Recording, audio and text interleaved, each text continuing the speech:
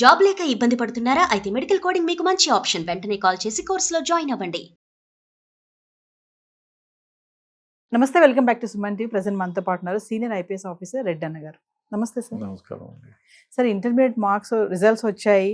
అది చాలా happy news. చాలా మంది పిల్లలు మంచిగా పాస్ అయ్యారు, మంచి మార్క్స్ వచ్చాయని. మరి ఒక పక్కన బాధ ఏంటంటే, ఫెయిల్ అయిన ఎవరైతే పిల్లలు ఉంటారో వాళ్ళు ఇమీడియట్లీ సూసైడ్స్ చేసుకున్నారు. చాలా మంది చూసాం. ఒక్కొక్క ప్లేసెస్లో వెళ్ళి చూస్తే మనము చాలా మంది మార్కులు తక్కువ వచ్చాయని, ఫెయిల్ అయ్యారని ఒకరు, కొంతమంది అయితే ఎక్కడ ఫెయిల్ అవుతానో అని రిజల్ట్ రాకముందే చనిపోయిన వాళ్ళు కూడా ఉన్నారు. తర్వాత రిజల్ట్ చూస్తే పాస్ అయ్యారు వాళ్ళు. ఇంకొక దగ్గర అయితే వాళ్ళ పిల్లలు యాక్సిడెంట్ చనిపోయారు, మార్క్స్ మంచిగా వచ్చాయి, వాళ్ళకి పాస్ అయ్యారు వాళ్ళు. అంటే పిల్లలు చదువు చదువు చదువు అనే స్ట్రెస్ లోనే ఉంటున్నారా?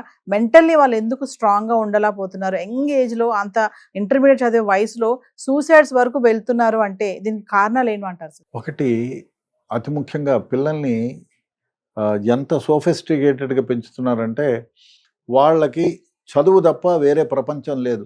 అంటే గుర్రానికి కాళ్ళకి అడ్డం పెడతారు. సో ఒకటే ఫోకస్ మీద.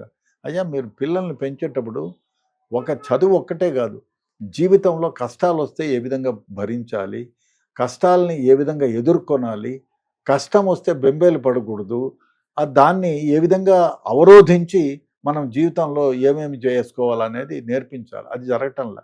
అతి ముఖ్యంగా పిల్లల్ని డబ్బులతో ముడిపెట్టి గారాబంగా పెంచటం, వాళ్ళకి జీవితాన్ని గురించి ఏమీ చెప్పకపోవటం.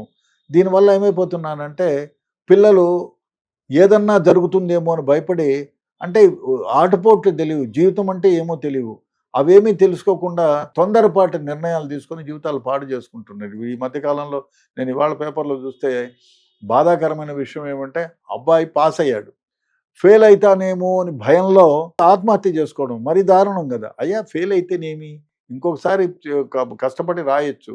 ఇంకా దరిద్రమైన వ్యవహారం ఏమంటే, చాలామంది ఇంకా నేను పాస్ అయితే మార్కులు తక్కువ వచ్చినాయని ఆత్మహత్యకు పురుగులిపిన వాళ్ళు ఉన్నారు.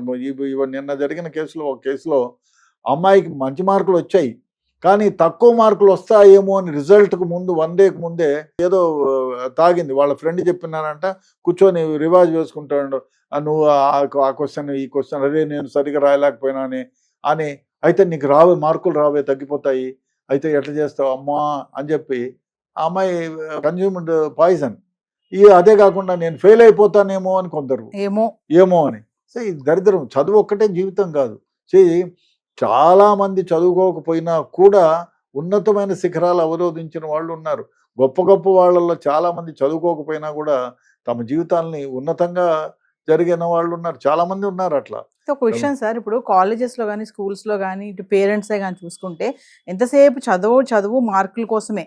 కానీ ఈ సైకలాజికల్గా ఈ కౌన్సిలింగ్స్ ఇవ్వడం కానీ, స్కూల్స్లో కూడా ఎన్ని కాలేజెస్లో అసలు సైకలాజికల్ క్లాసెస్ అనేవి నిర్వహిస్తున్నారా? పిల్లలు మెంటల్లీ స్ట్రాంగ్గా ఉండాలని ఏమైనా చెప్తున్నారా అంటే? లేదు. అసలు ముందు కాలంలో 20 ఏళ్ల క్రితం మారల్ క్లాసెస్ ఉండేవి. దాంట్లో అన్నీ చెప్పేవాళ్ళు.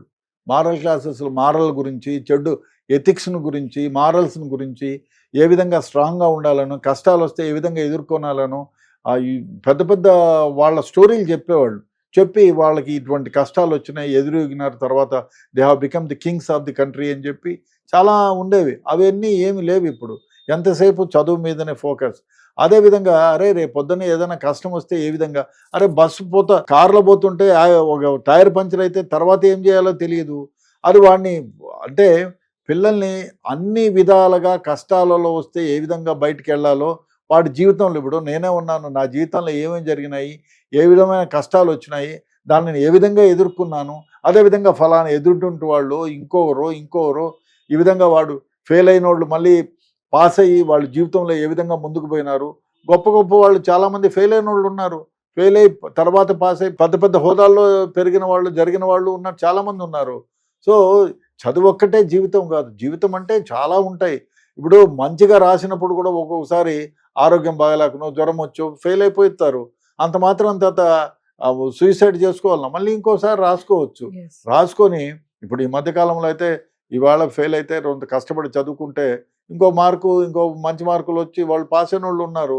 దాన్ని బెంబేలు పడిపోయి ఇదే ఫెయిల్ అయిపోతానేమోనని, ఫెయిల్ అయినానని ఈ విధంగా చనిపోవడం చాలా దారుణమైన వ్యవహారం. దీనికి అతి ముఖ్యంగా కారణం తల్లిదండ్రులు, వాళ్ళ స్నేహితులు. అయ్యా స్నేహితులు కూడా చర్చించుకోరే నీకు ఎన్ని మార్కులు వస్తాయి, 35 కూడా రావేమోరా, ఏం కాదరా నీకు 45 వస్తాయి, నేను ఇంత రాసినా నాకే ఇట్లా, మా బావకే అట్లా వచ్చినాయి అని వాళ్ళని కౌన్సిలింగ్ ఇచ్చే పరిస్థితిలో మాట్లాడాలి. అది జరగటంలా. ఎంకరేజ్మెంట్ గా అది మాట్లాడుకోవాలి. ఎంకరేజ్ గా మాట్లాడే, ఫెయిల్ అయితే ఏమవుతుందిరా, తల్లిదండ్రులు కూడా ఫెయిల్ అయిపోయినా నీ మొహం చూపించొద్దు వెదవా పో టూట్ అంటే వాళ్ళు ఏం చేస్తారు, అమ్మో నేను ఏంది బ్రతికిది, అమ్మ ఫెయిల్ అయిపోయినానని ఆత్మహత్యలు చేసుకోవడం మొదలు ఇంకా పెట్టారు. కొంతమంది పేరెంట్స్ అయితే రిజల్ట్స్ రాకముందే నీకు ఎంత వస్తాయరా, నీకు అంత వస్తాయి, వాడికి అంత వస్తాయి అంటే నీకు ఎంత వస్తాయి, నీకు అసలు వస్తాయా రావా. అదే కాకుండా ఇంకో కొందరు రే నీతోనే ఉన్నాడు వాడు ఎదవలాగా ఇప్పుడు 24 గంటలు చదువుతూ అంటే వాడికి 94% వచ్చినాయి, నీకేదిరా 41 వచ్చినాయి, ఛా బుద్ధి లేదురా వెదవా పో, నీ మొహం చూపించొద్దు అని తిడితే వాడు ఏం చేసుకుంటాడు, నీ అమ్మ వానికంటే ఎక్కువ చదివినా వాడు చిట్టీలు కొట్టినాడో, వాని కర్మ 4 క్వశ్చన్లు బాగా చదివితే 4 బాగా రాసినాడో అనే ఉద్దేశంతో వాడు ఉండవు.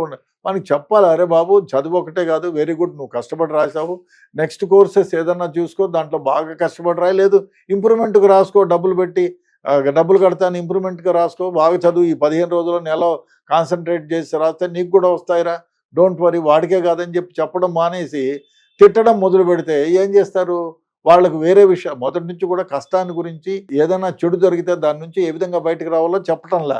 అదే ఉంటే కౌన్సిలింగ్ ఉండేది, అరే మా నాయన తిట్టినాడు మంచిదే, నా మంచికే కదా, ఇంకా కష్టపడి చదువుదామనే మనస్తత్వం ఉంటుంది. అబ్బో మా నాయన తిట్టినాడు, మా అమ్మ తిట్టిందని చెప్పి వాళ్ళు ఏం చేస్తారు, బెంబేలు పడిపోయి ఏదో ఒకటి తాగడము, రైలు కింద పడిపోవడము, ఫ్యాన్ కుర్రేసుకోవడము, ఈ విధంగా జరుగుతున్నారు. ఇది దారుణం. పిల్లల్ని ఆ విధంగా ఒకవేళ తక్కువ మార్కులు వస్తే అరే బాగా కష్టపడి రాయరా, నీకు డెఫినెట్గా మంచి మార్కులు వస్తాయి, నువ్వు బాగా చదివినావు, ఇంకా బాగా చదవగలవు అని చెప్పి ప్రోత్సహిస్తే డెఫినెట్గా జీవితంలో పైకి వస్తాడు. ఈ మార్కులు తక్కువ మార్కులు వచ్చిన వాళ్ళు పెద్ద పెద్దోళ్ళుగా అయిన వాళ్ళు లేరా, చాలామంది ఉన్నారు జీవితంలో.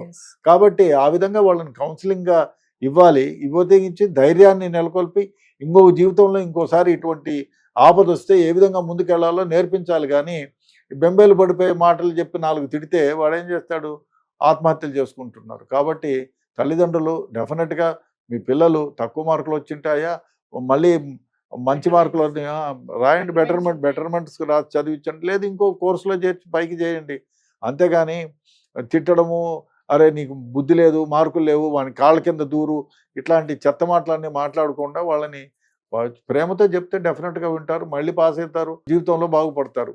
ఆ విధంగా ఉండాల్సిన అవసరం ఎంతైనా ఉంది. పిల్లల్ని ఆ విధంగా కౌన్సిలింగ్ చేయండి తల్లిదండ్రులు, లేకపోతే వాళ్ళు అనవసరంగా చూడండి జీవితాలు నాశనం చేసుకుంటున్నారు. Thank you.